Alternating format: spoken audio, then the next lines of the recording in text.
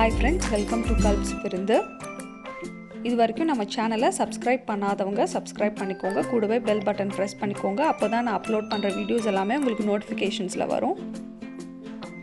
இன்றைக்கி நம்ம சேனலில் கிறிஸ்பி பொட்டேட்டோ ஃப்ரை எப்படி பண்ணுறதுன்னு பார்க்கலாம் ஃப்ரெண்ட்ஸ். பொட்டேட்டோ ஃப்ரை பண்ணுறதுக்கு அரிசி மாவு 2 டேபிள் ஸ்பூன் எடுத்துக்கோங்க. கார்ன்ஃப்ளவர் மாவு 2 டேபிள் ஸ்பூன் எடுத்துக்கோங்க. மைதா மாவு 2 டேபிள் ஸ்பூன் எடுத்துக்கோங்க.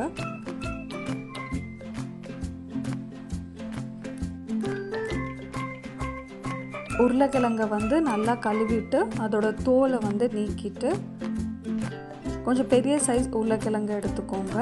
ஸோ அந்த மாதிரி கட் பண்ணிக்கோங்க. ஸோ ஸ்கொயர் க்யூப்ஸாக அந்த மாதிரி கட் பண்ணிக்கோங்க. ஸோ அதை தண்ணியில் ஒரு 5 நிமிஷம் சோக் பண்ணி வச்சு வடிகட்டிக்கோங்க. ஸோ நெக்ஸ்ட் நம்ம கார்ன்ஃப்ளவர் மாவு, மைதா மாவு, அரிசி மாவு எல்லாமே நம்ம சேர்த்துக்கலாம்.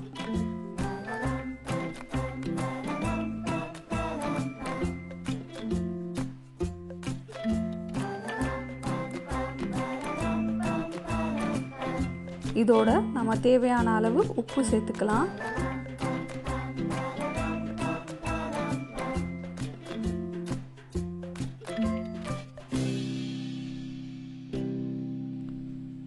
இது கூடவே ஒரு டீஸ்பூன் அளவு மிளகாய் தூள் சேர்த்துக்கோங்க.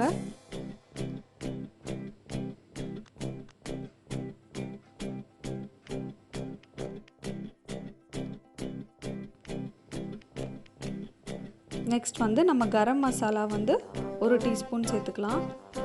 ஸோ எல்லாமே சேர்த்து நல்லா மிக்ஸ் பண்ணிக்கோங்க. கொஞ்சம் லைட்டாக தண்ணி தெளித்து மிக்ஸ் பண்ணிக்கோங்க.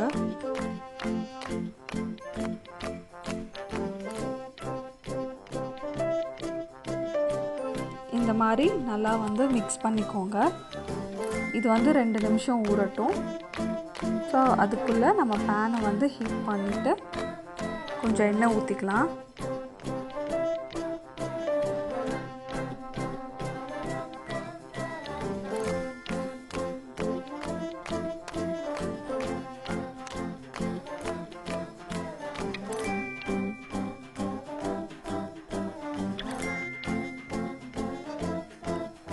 ரெண்டு நிமிஷம் கழித்து நம்மளோட உருளைக்கிழங்கு எல்லாமே நம்ம சேர்த்துடலாம்.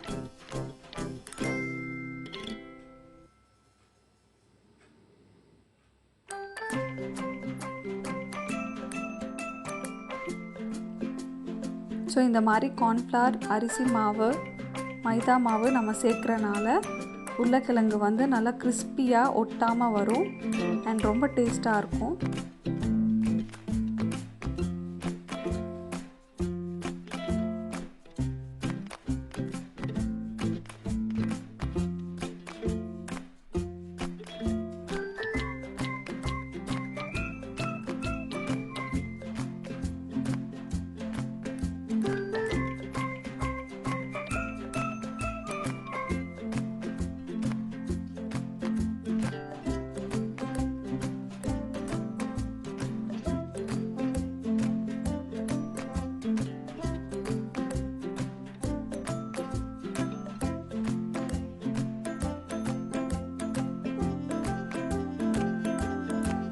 ஸோ நல்லா ஃப்ரை ஆகட்டும்.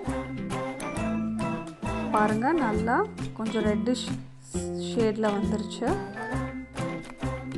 நம்ம உருளைக்கிழங்கு எடுத்துடலாம்.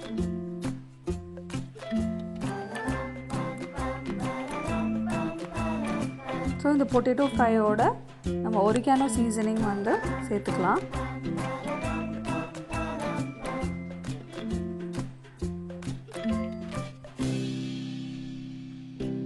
அண்ட் கார்லிக் சில்லி சாஸ் கூட சாப்பிட்டா ரொம்ப நல்லாயிருக்கும்.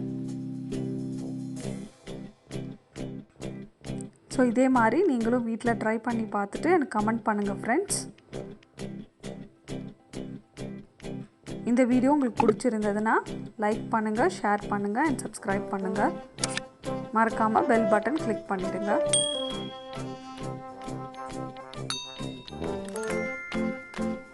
Thank you for watching this video.